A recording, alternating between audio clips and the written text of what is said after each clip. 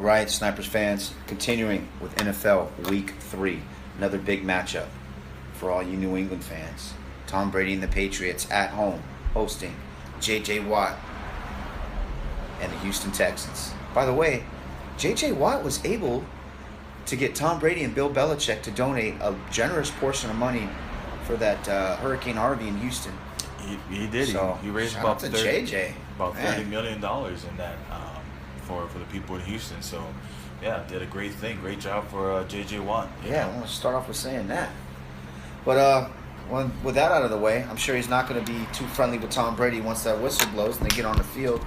And I hope he's not, folks, because, it's no secret I'm not the biggest Tom Brady New England Patriots fan. But, Steven, I think it's time for Houston.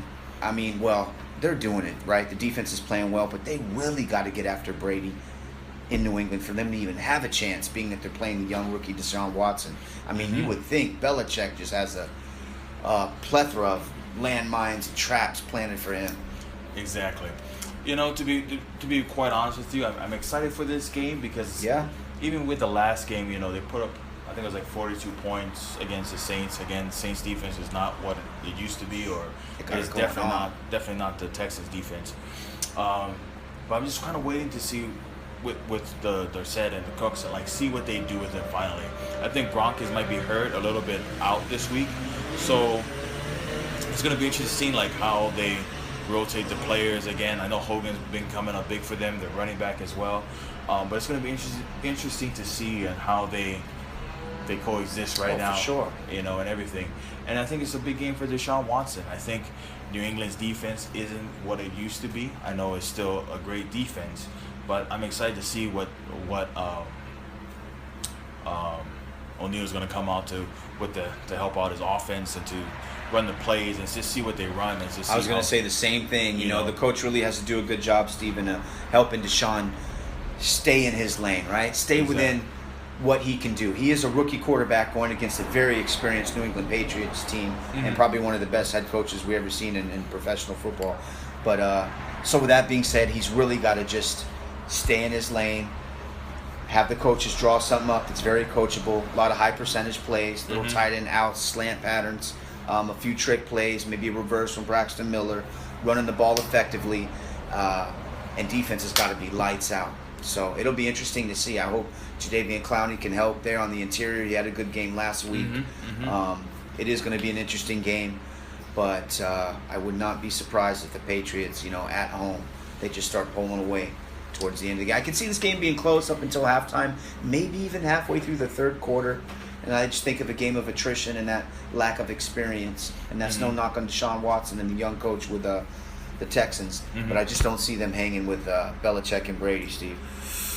Again, my gut feeling says to go with New England. They're going to go out there and put up some points against the Texans defense. And I do see it being maybe a 23-20 game. But I really hope that the Texans can pull it out. I do think it's going to be a close game. Like how I said, I think it can go either way. I think it's going to be a close game throughout the whole way. But I think if it comes down to a close game in the fourth quarter, I'm going to give it to Houston. I think the only way that New England can really set the tone, I think if they really put up some points on the board and really make the Texans offense have to score. I think that's how you can really beat the Texans, by putting some points up against them, against the defense, to take Deshaun out of his comfort zone where he has to make plays, throwing the ball deep, getting that protection, or maybe even making plays with his feet, which he can do. I'm not saying that he can't do so. My gut tells me in New England, but I'm going to be kind of cheering for Houston on this one. Oh, I'm definitely going to be cheering for Houston. I just think, honestly, New England and Belichick, they just simply have too much experience for him. I mean, basically what you're saying is Deshaun Watson's going to win his first 2 games as a starting NFL quarterback on the road. One was against, Cincinnati Bengals. Okay, I'm not going to elaborate on that. But against Tom Brady and Bill Belichick in New England, I mean, think about that, Steven. If he wins this game, he's going to be a big deal. I mean, We knew Dak was a big deal last year with his success, but Well, man, he's really coming out sprinting here. Exactly. Well, Joey, I mean, If he does win. crazier things have happened. Like, Right. like a conservative quarterback throws for 300-something yards against this New England defense the first week in a row. Okay. Throws 3 or 4 touchdowns. So He's crazy not things. gonna let me live that down, guys. Crazier things have happened this year, Joey. So who's to say a rookie can't come in, with a good defense and make some noise in the NFL? Possible. It is possible. Highly likely, probably not, but possible. We'll be watching. No, I hear what you're saying. It's possible. Exactly. I hope they do. I'm going for Houston too. Exactly. Another game we want to talk about is the Tampa Bay Buccaneers versus the Minnesota Vikings. I like this game. I like this team, Tampa Bay, Steven. They're much like Detroit, and they're up and coming. They're new. The team loves playing for Jameis Winston. You can see that. That's evident on Hard Knocks.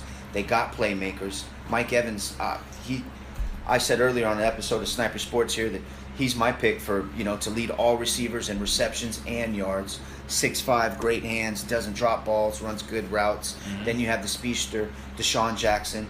He's had more 50-yard touchdowns for over 50 yards than any other player in the NFL in the last 7 or 8 seasons.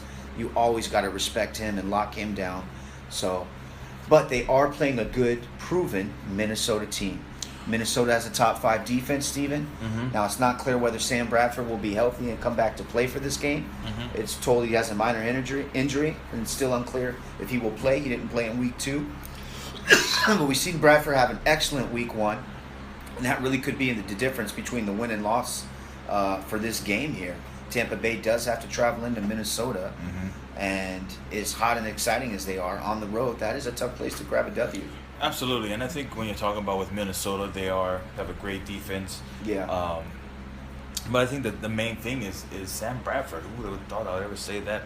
Right, he is though. You're right. Yeah. He's gonna be the difference. Last week, they held the Pittsburgh Steelers to about 24 points. I think it was around 26-9 was the final, I believe. 26-9. It was about 26 points, and Pittsburgh is a great offense. A lot of field goals. Exactly. But I think in this game they really do need to have Sam Bradford in to help control the offense, run the offense well.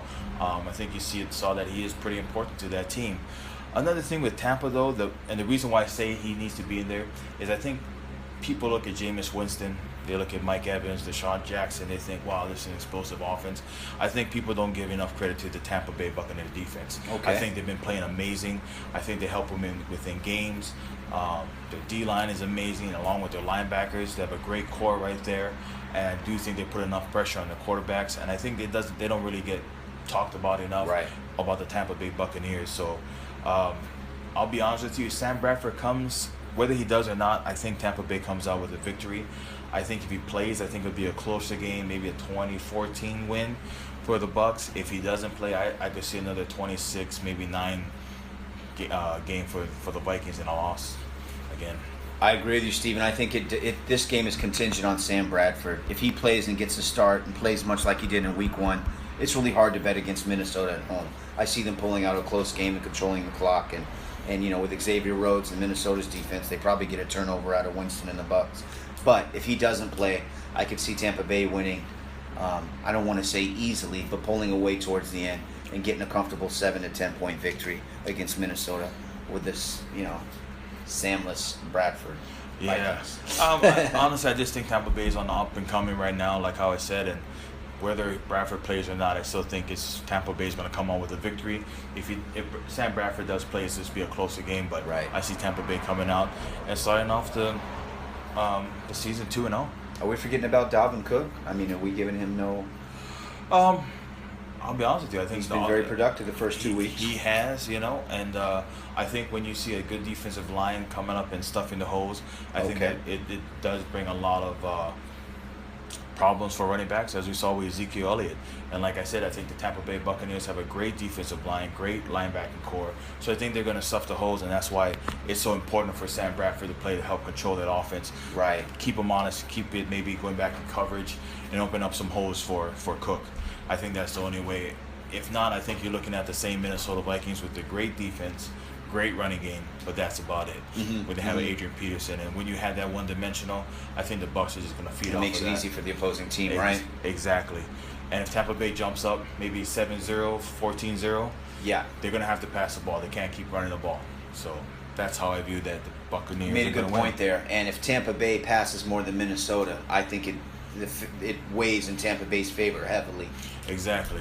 So, but I think week 3 is going to be very interesting. I think we're still seeing who's the dominant forces, I think, in week 3, Joey.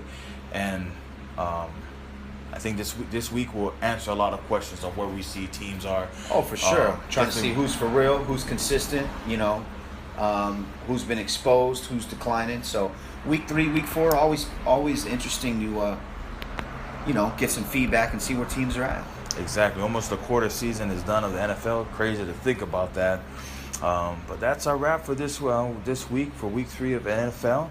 Anything else you want to add, Joey, before we cut this segment down? Only thing else I want to add is I'm just going to be watching these games. I like the matchups this weekend. I especially like Atlanta against Detroit.